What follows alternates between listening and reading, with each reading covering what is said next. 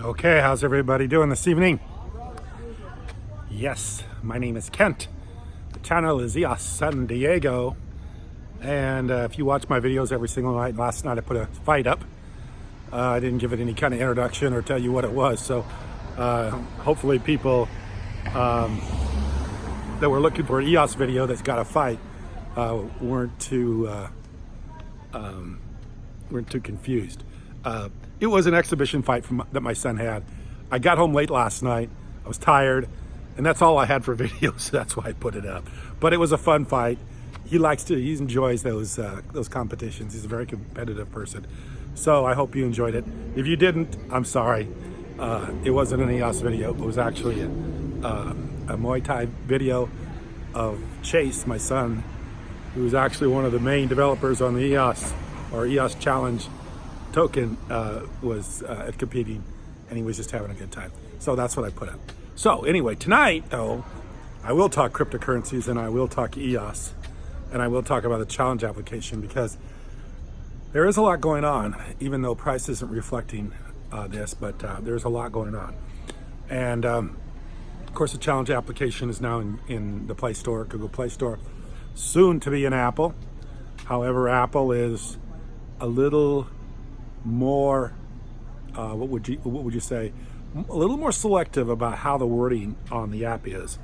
There's a couple things they're not liking too well. One of the things they're not liking very well is that we have a withdraw and I think deposit for the wallet. And of course, when you do withdraw and deposit and you're in cryptocurrencies, they're starting to think that you may be trading cryptocurrencies, or you may be something like a bank.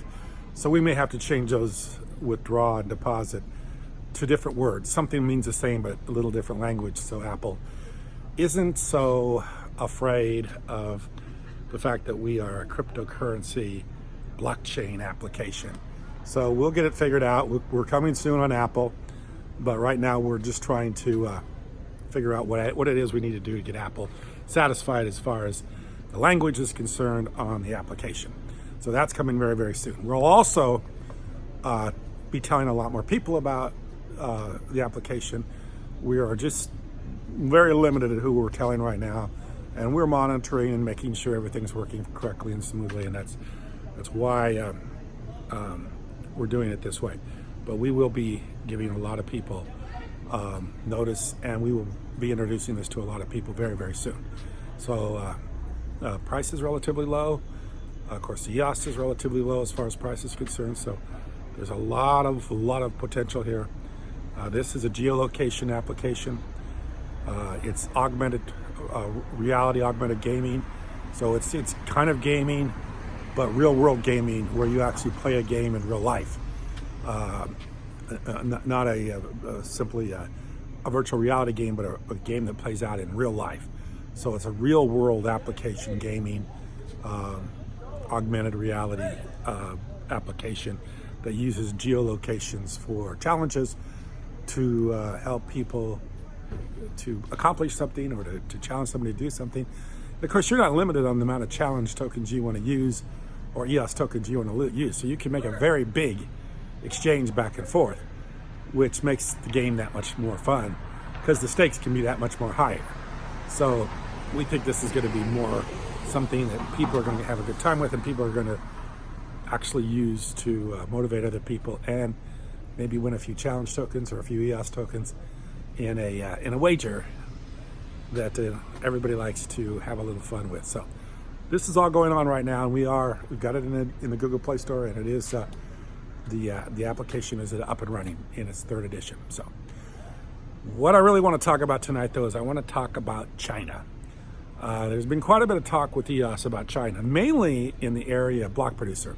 I listened to Thomas Cox in a podcast not too long ago. Of course, Thomas Cox was one of the main people with the EOS Block 1 team, and they helped launch the blockchain at the time he was there. And he was talking about how the original block producers, none of them are in the top 21 anymore, and how it's completely changed, and it's changed mainly to Chinese block producers based in China. And of course, a few other people have said a few things about this. The Chinese are dominating block producers. And I want to talk a little bit about it and give you my feel on it. First, my main thing that I'd like to say is that the blockchain is basically without territory, without nationality, without language, without borders and barriers. So it's pretty much, it's blind to all those things. So to say that China or any other country is dominating the blockchain doesn't really tell you the truth of the matter. The truth of the matter is they're not dominating blockchain. They're dominating what it is that you need to do in order to be block producer and to be building and have some presence on the blockchain. So all they're doing is they're doing what they do in order to do it. I don't know if that makes any sense or not, but they're not really doing it because of nationality or country. They're doing it because that's what they want to do in order to progress and be dominant with blockchain, as I think the Chinese government is doing. Chinese government here recently has announced that they are going to launch central bank currency for the country of China. So while the United States, our president, is not a fan of Bitcoin, the Chinese government is launching a cryptocurrency in their country that will be distributed to their 1.3 billion citizens. So that is something that I think is very important. That if a country starts to dominate or starts to be very pro cryptocurrency and is wanting cryptocurrencies to advance and willing to help cryptocurrencies advance, they're definitely going to have the advantage in the world. Not because it's Chinese, but just because that's the mindset they have. And if you have the mindset to be something on the blockchain, you will be something. If you have the mindset to do something, you will do something. If your country is not interested or hinders your activities in blockchain, well, that's going to be a problem. And I think that's what's kind of going on right now. China is more pro-blockchain than any other place in the world, and of course they have 1.3 billion people. And even though the Chinese government sometimes gives mixed signals about whether they're going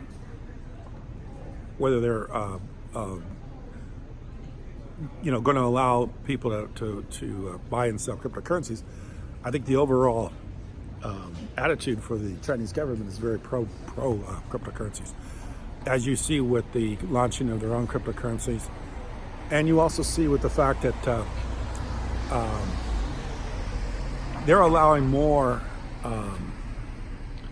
influence, more people to be influenced by cryptocurrencies than any place else in the world.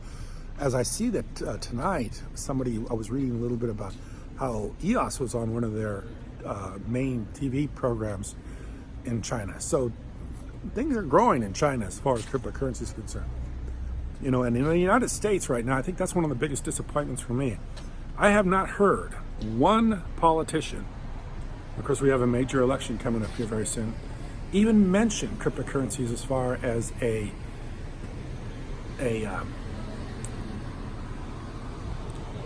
position of thought or a position that they want to take in for an issue for the upcoming election. I'm looking for that. I'm wanting somebody to take a stand with cryptocurrencies. One of the politicians, Democrat or Republican, to stand up and say, I am very pro cryptocurrencies and I'm very pro the blockchain because that's going to help the people in the United States to become more successful. Better jobs, better trade, better technology through blockchain, making the supply chain a lot more efficient, making banking a lot more efficient, and creating a better economy. Instead of taking that mindset, our politicians are talking about some sort of archaic idea that's been around for hundreds of years that's never successful, which is called a trade war. And instead of our politicians being more interested in advancing blockchain technologies and ideas, we're in a trade war, which is ridiculous, completely ridiculous. And I'm looking for somebody to use this to make to hopefully gain an advantage in the election just to start talking about cryptocurrencies and blockchains and how they're very interested in it, and they want more blockchain technology in our country, and they're willing to support legislation that supports blockchain. This is where I think it's at. And if China wants to do that, they're going to take over. They're going to take over the currencies of the world. They're going to dominate, and they will have a currency that becomes worldwide currency, much like the dollar's been, or world dominant currency like the dollar's been for many, many years. China will do that with the cryptocurrency, and will dominate world currency trade. So I think this is a big deal, and I think people are underestimating what's going on here, which is a country that's doing something in that direction, and other countries that aren't. This is going to take over the future, regardless of what you think about me or you think about Bitcoin or EOS or any of these other things. The future's already been written, and there's nothing anybody can do to change it. You can either go along with it and promote it and try to work with it, or you can deny its existence, and you will be left behind, and things will not be as good for you as if you do this. This is it. I mean, we're early in the game. Maybe a lot of people don't understand this, but this is the technology of the future, the blockchain technology. You see that by the fact that a country like China, central bank is issuing a cryptocurrency, allowing 7 of their institutions to distribute it over 1.3 billion people. You could see it with Facebook. You could see it with so many other different institutions, major institutions, major people that are interested in the future and have, done very successful in the past.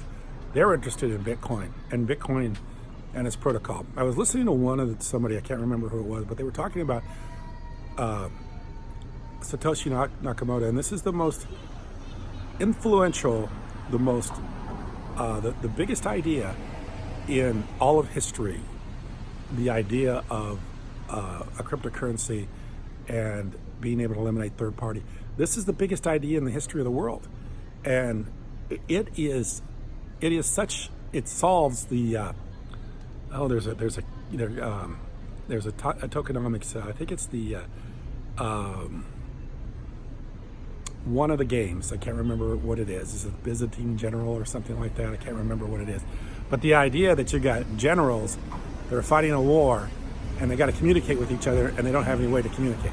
I can't remember what that game theory is. But anyway, this solves the game theory problem. That's been around forever, and everybody has tried to figure out a way to solve it. This solves the problem.